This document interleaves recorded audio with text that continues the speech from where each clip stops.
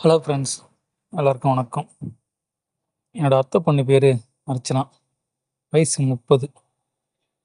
கல்யாணம் ஆகி ஒரு குழந்த இருக்குது. என்னோட 2 வயசு மூத்தவ. 2 பேரும் ஒன்றா தான் வளர்ந்தோம். அப்பப்போ என்னை கிண்டல் பண்ணுவா. எனக்கு என்னோடய இடுப்பில் கிள்ளுவா, பின்னாடி தட்டுவா. நான் இதெல்லாம் தப்புன்னு சொல்லியும் அவள் கேட்காம செஞ்சுட்டு இருந்தா. நாம் கல்யாணம் பண்ணிக்கலான்னு கேட்டான். நான் வயசு வித்தியாசத்தை சொல்லி வேணான்னேன். அவங்க வீட்லேயும் அவளுக்கு கல்யாணம் பண்ணி வச்சுட்டாங்க. கல்யாணம் பண்ணுறதுக்கு முன்னாடி ஒல்லியாக இருந்தா.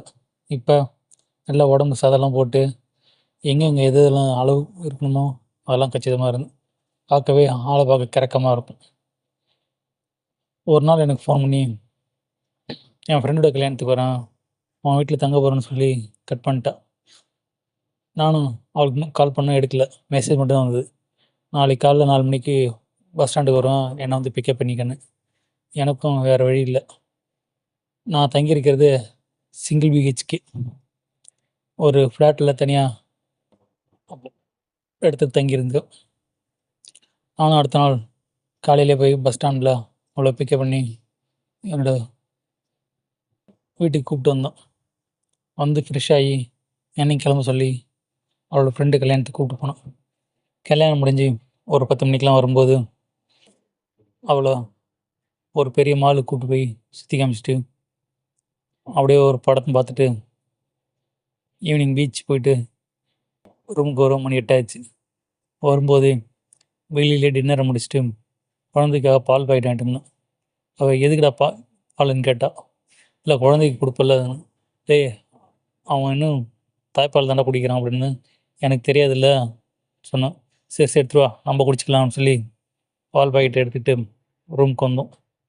வந்ததும் அவள் ட்ரெஸ்லாம் சேஞ்ச் பண்ணி குழந்தைக்கு பால் கொடுத்து தூங்க வச்சா. நான் பாலை காய்ச்சி 2 பேருக்கும் எடுத்துகிட்டு வந்து கொடுத்தோம். அவள் என்னை கூப்பிட்டு என் பக்கத்தில் படுக்க சொன்னான். நானும் அவள் கூட படுத்தான். கொஞ்ச நேரத்தில் அவள் திரும்பி என்னை ஒட்டி படுத்து என் மேலே கையை விட்டு ரொம்ப இறுக்கமாக பிடிச்சா. பிடிச்சி என்னையே பார்த்துட்டு இருந்தேன். நான் என்னன்னு கேட்டேன். இல்லை, நம்ம 2 பேரும் கல்யாணம் பண்ணியிருந்தா இவ்வளோ சந்தோஷமாக இருந்துருப்போம்ல அப்படின்னு சொன்னான். முடிஞ்ச பற்றி பேசாதவன்னு.